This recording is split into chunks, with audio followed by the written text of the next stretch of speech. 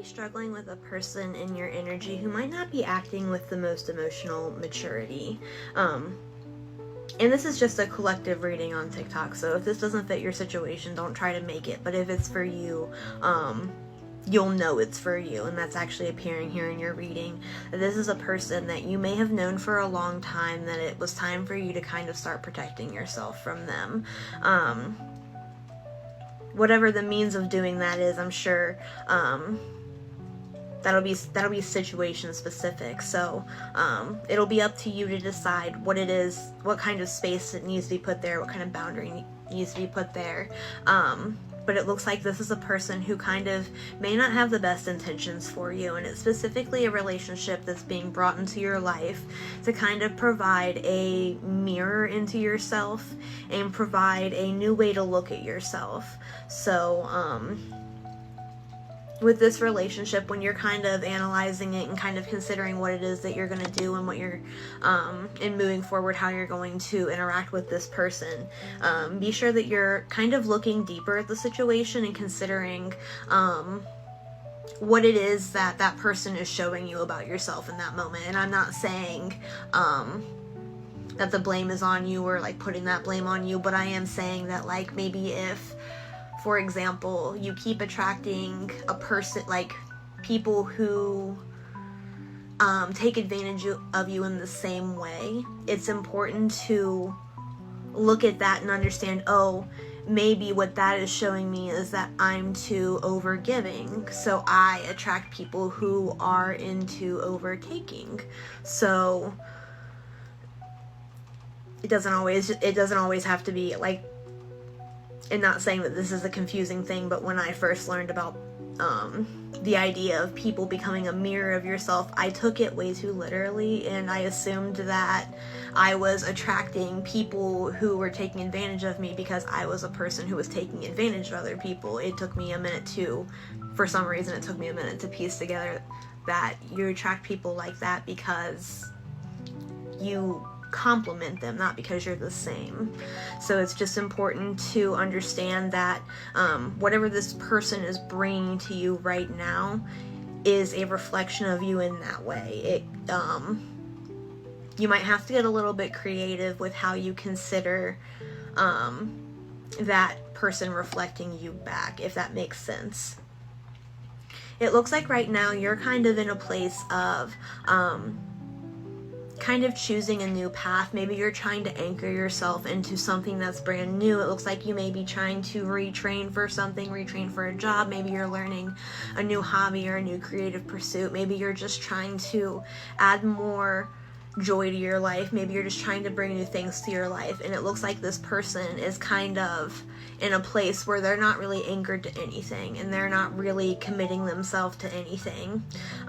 It looks like they may just kind of be going wherever the wind blows them, or maybe if this person is older, maybe they're trying to kind of squeeze every bit of youth or party out of whatever lifestyle they have left, and maybe that's just not the kind of scene that you're in. It looks like you're kind of in a more grounded energy, a more building energy, a more blooming energy. It looks like you're kind of considering the long-term implications of your actions, and you're not really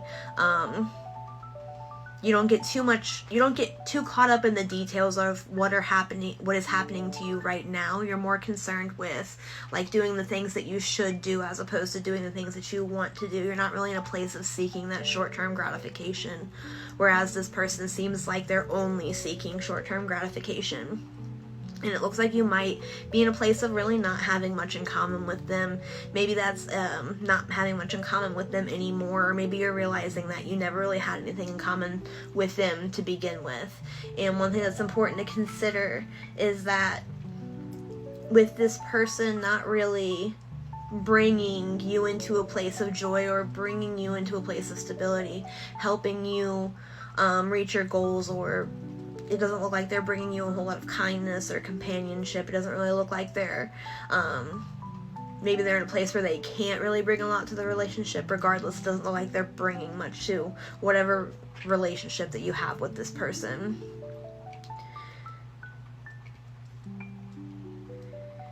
And it's important to remember that if you're keeping somebody around, And it's just kind of because you feel like they're filling some sort of perceived missing piece of yourself, or maybe you feel like you need to have people around, you need friends, maybe you feel like you will be lonely without this person, maybe you feel like they do bring you something that you can't get without them. But if you're generally not clicking and it's not working out and you're kind of in a place where you're kind of festering on that and outwardly uncomfortable with it for an extended period of time, then the reasons that you're keeping them around may be a little bit more superficial than you're giving them credit for. And I don't mean like that you're keeping them around because they're attractive or they have money, like not superficial like that, but just maybe in the sense that maybe you're not correctly assessing why you want to have them around. Maybe it's that you're not really giving yourself enough credit for having the things that you need already and having enough love in your life and in yourself already. And maybe I'm kind of seeing that as you move into a place of being more comfortable with understanding, oh, I am everything I need. I am the person I want to be, and I can move deeper into that, and I have so many things to be joyful for and to appreciate, and I bring so much to the table. I think you'll be a little more willing to sit without any person who doesn't bring as much to the table as you do, and you'll be a little more comfortable with walking your own path and kind of making your own choices, sitting with yourself and understanding I don't have to be anything for any other person. I don't have to do anything for any other person. I can be me, I can be myself, and I can be happy in that, and I can be happy without people. I don't need the companionship of people who want to bring that down. I don't need love from people who don't love themselves enough to know what love truly is. And it's important to remember as well, and I'm a firm believer in this, that the greatest love story that we will ever experience in this lifetime is the love story that we have with ourselves. So most importantly, with all of your relationships and not just this one, it is so important that you consider the implications of stick up for yourself the way you would stick up for somebody else that you loved. Make decisions for yourself based on how you would make decisions for somebody else that you love.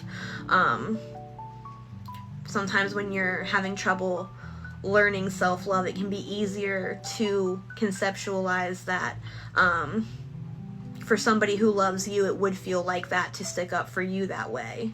You do deserve to be advocated for, and you deserve to be advocated for by yourself. But thank you so much for letting me read your cards, and I hope you have a fantastic day.